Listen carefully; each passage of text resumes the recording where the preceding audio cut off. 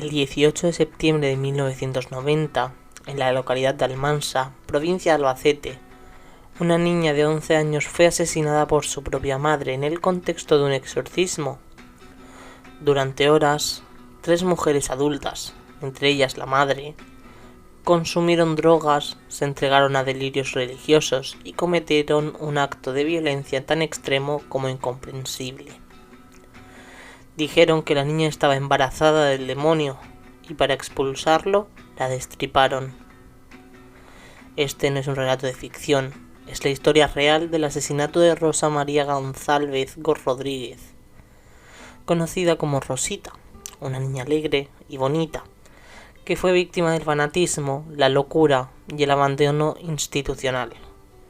El llamado exorcismo de Almansa fue uno de los crímenes más perturbadores de la España democrática y reveló cómo las creencias religiosas combinadas con la ignorancia, las drogas y una salud mental deteriorada pueden desembocar en el horror más absoluto.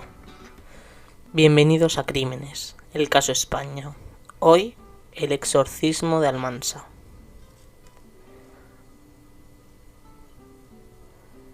Almansa, año 1990.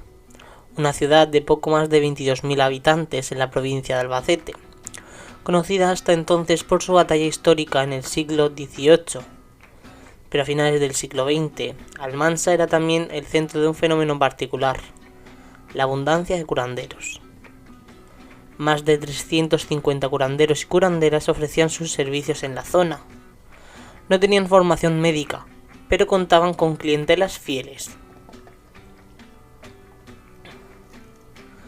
Gente que confiaba en sus brebajes de hierbas, en la imposición de manos, en rezos, en ungüentos, en oraciones. Rosa González Fito era una de esas sanadoras. Había nacido en Almansa en 1954. A los 36 años tenía una consulta improvisada en su propia casa, donde llegaban personas de toda la comarca. Le iba tan bien que su marido, Jesús Fernández Pina, abandonó su empleo para ayudarla. Era él quien cobraba las sesiones, anotaba las citas y vigilaba la sala de espera. A Rosa la rodeaba una aura de poder, sabía hablar, improvisar, prometer. Tenía una hija, Rosa María, a quien todos llamaban Rosita. Tenía 11 años, iba al colegio, y quienes la conocieron aseguran que derrochaba alegría. Su rostro apareció después en todas las portadas, una sonrisa infantil, inocente, completamente ajena al destino que le aguardaba. Rosa, como muchos otros curanderos, empezó a creerse sus propios delirios. No solo era sanadora, decía haber sido tocada por Dios. Y en algún momento su fervor se volvió obsesión. Para entonces, Rosa ya no trabajaba sola. Había convencido a su hermana menor, Ana María González, para que la acompañara en sus rituales. Y también incorporó a otra mujer, María Ángeles Rodríguez Espinilla, una clienta que pasó a convertirse en su discípula y finalmente en amante. María Ángeles le dejó todo, marido, hijos, hogar, se entregó por completo a Rosa. Su esposo llegó a decir que Rosa la tenía completamente absorbida, que ella no hablaba con nadie, que no mantenía relaciones conyugales, que se había transformado en otra persona. Tal era el nivel de dependencia que Rosa incluso intentó emparejar a su hermana con María Mercedes Rodríguez Espinilla, hermana de María Ángeles, con la idea de formar un círculo cerrado de mujeres, entregadas a ella, al ritual y a lo que ella llamaba la fe. El plan se puso en marcha en el 15 de septiembre de 1990. Esa noche, las 4 mujeres, Rosa, Ana, María Ángeles y María Mercedes, salieron a cenar. Al volver a casa, Rosa dijo que se encontraba mal. Decidieron pasar la noche en casa de María Ángeles. Lo que empezó como una reunión terminó convirtiéndose en una orgía mística que duró 3 días. Durante esas jornadas, las mujeres consumieron brebajes preparados por Rosa. Eran mezclas de plantas alucinógenas, recogidas por ella misma en el campo. También tomaron tranquilizantes. Rosa Decía hablar con voz de San Jerónimo. Se desnudaba. Caminaban sobre cristales rotos, vomitaban, orinaban en la cama, se untaban con colonias, gritaban letanías, se golpeaban entre sí. El delirio crecía, las barreras de la realidad se desmoronaban. En un momento, Rosa y María Ángeles afirmaron ser Jesucristo y la Virgen María, que iban a casarse, que el fin estaba cerca. Ana, asustada, abandonó la casa, pero el resto siguió con el ritual. El 18 de septiembre, 3 días después del inicio del encierro, ocurrió el desencadenante. María Ángeles comenzó a menstruar. Rosa lo interpretó como una señal del demonio. Dijo que estaba poseída. Comenzó a darle golpes en el vientre. Entonces María Ángeles gritó: «La niña está embarazada del diablo». En ese momento, la atención se dirigió hacia Rosita. La niña no había participado en el ritual, había estado en la casa, con su madre. Sin entender lo que ocurría, de pronto se convirtió en objetivo. Rosa ordenó que la sujetaran. Lo que ocurrió después no tiene nombre.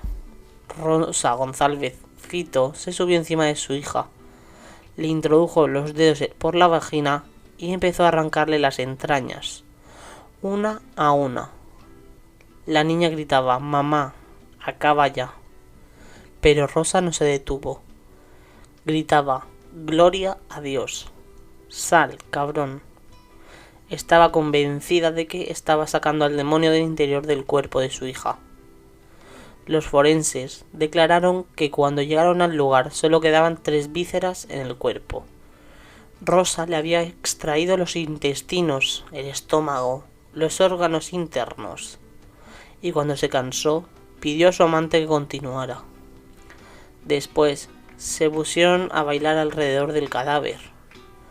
La escena duró unos 25 minutos. Al día siguiente, el marido de Rosa y su cuñada Ana consiguieron entrar en la casa. Lo que encontraron fue terrorífico. Las 3 mujeres le intentaron arrancar los ojos a Ana. Convencían de que si tocaban a la niña con ellos, resucitaría. Pero Ana logró huir. Poco después llegó la policía y detuvo a las implicadas. La Audiencia Provincial de Albacete se encargó del caso. El juicio comenzó en enero del 92. Las acusadas eran Rosa González Fito, María Ángeles Rodríguez Espinilla y María Mercedes Rodríguez Espinilla.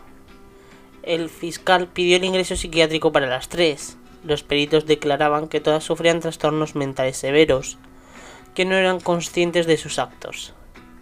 El tribunal aceptó la eximente completa de enajenación mental. Rosa y María Ángeles fueron absueltas y enviadas a un centro psiquiátrico. Mercedes fue declarada inimputable por un trastorno transitorio. Ninguna de las 3 pisó una cárcel. La noticia recorrió España. Titulares como «Sacó las vísceras de su hija para librarla del demonio» llenaron los periódicos. El país entero se preguntaba cómo era posible que algo así ocurriera. El caso de Almansa sigue siendo uno de los más desconcertantes de la historia criminal española. No solo por la violencia del crimen, sino por lo que representa. Fue un crimen cometido por una madre, en nombre de Dios, en el marco de un delirio colectivo y bajo la influencia de sustancias, religión y enfermedad mental. La figura de Rosa González Fito simboliza los límites peligrosos entre creencia y fanatismo, entre fe y locura.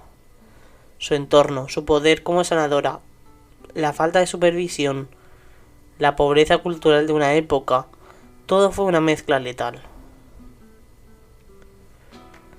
Y Rosita, la niña, fue una víctima. Murió sin entender qué estaba ocurriendo. Murió pidiendo a su madre que acabara pronto. Su historia nos obliga a mirar de frente lo peor de la condición humana, el horror que se disfraza de amor, el crimen que nace de la ignorancia y la locura que se alimenta de palabras sagradas.